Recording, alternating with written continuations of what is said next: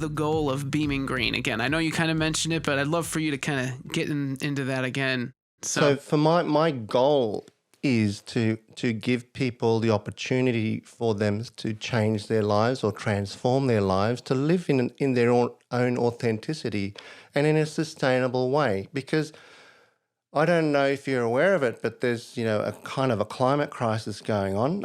I think it's been talked about throughout the world. And we kind of need to act now. And I feel like there is a lack of urgency going on in what we're doing. And I think the more people that can look at what they're doing in their lives, get out of the comfort zone, because that's what we're all in. I'm including myself in this. We're all in a comfort zone, and we're not really making radical changes in our lives that we can do, And, so by not doing that, it is not just something that's impacting our lives, but it's impacting my children's lives and future generations to come.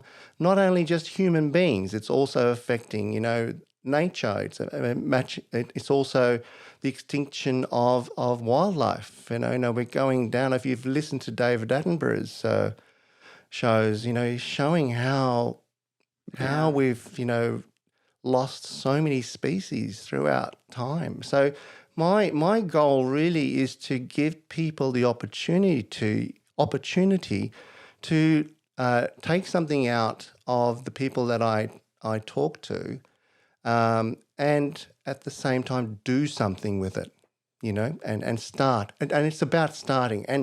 And it's not about putting pressure on people to do, because that's going to work against us if we do that, if it's pressuring people to do something. It's just about saying, well, have a look at how you're doing it now and say, well, how can I do this differently?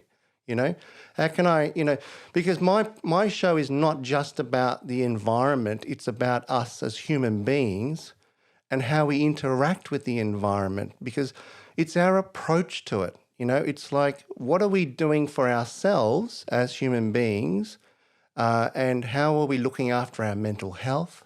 Because that's kind of an important thing, because if you look at what's happened over COVID, people's mental health and mental fatigue has increased drastically.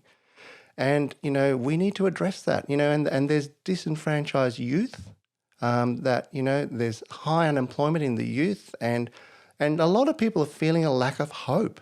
There's no hope. And it's like, I don't know about you in the United States, but, kids nowadays need to find about $800,000 to buy a house in Australia. And that's kind of like pretty out there, isn't it? Like, how do you get to that? It's like, how do you think about doing that with the kind of salaries and so on? And if we keep going at this sort of rate, where will we end up? And I don't think it's sustainable the way we're doing it. I'm doing a course right now, and one of the professors is talking about, climate has, gone down. The emissions over COVID in 2020 went down by 7%.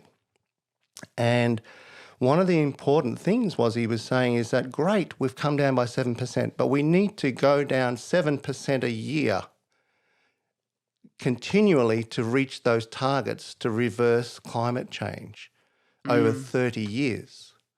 And, if we don't do something like that now, well, we're not going to, we're not going to achieve it. And then, we might be flying to Mars. I don't know, because that doesn't seem realistic right now. Hope that answers your question in some way anyway. Yeah.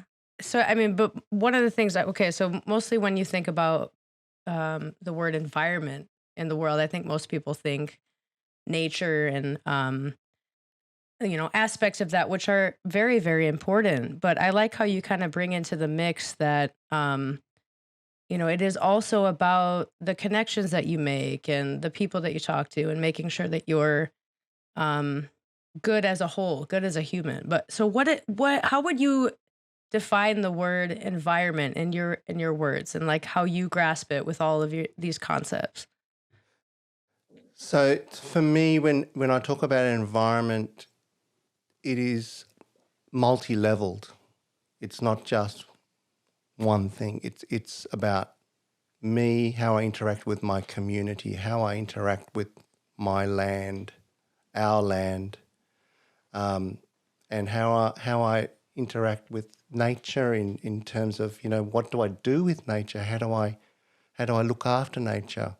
And for me, the foundation is about community, because I can't do this on my own, and the interaction has to be as a community. So as a community of people that are interested in looking after their own journeys and also interested in the welfare of the other person, you know, as well. So if we're all looking after each other, caring for each other, not being me-focused, which, I don't know, it just seems like we've all developed this me focus. And I'll admit, I had a me focus when I was growing up because, you know, look, I thought I had, through my upbringing and learning, I thought, I just got to do this for myself and so on.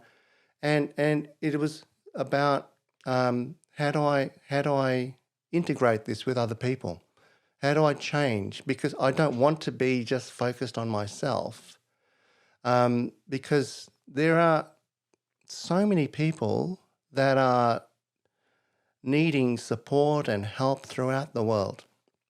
You know, if you look at a statistic that we've got enough food that we produce to feed the world right now 2.5 times, right? But we don't. There's starvation going on, right? There's so much waste of food and things like that in the world, right? Does that make any sense? So as a community, we can do something about this. As a collective, you know, I look at Greta Thunberg, she's 18 years old, right? And look at how much she's getting the young people motivated to go out of school, stand up and say, come on, do something. You guys are, you know, she gets quite drastic about it because she's so passionate about it. And I think we all need to get a little bit fired up. Thanks for tuning in. Be sure to subscribe and ring that notification bell.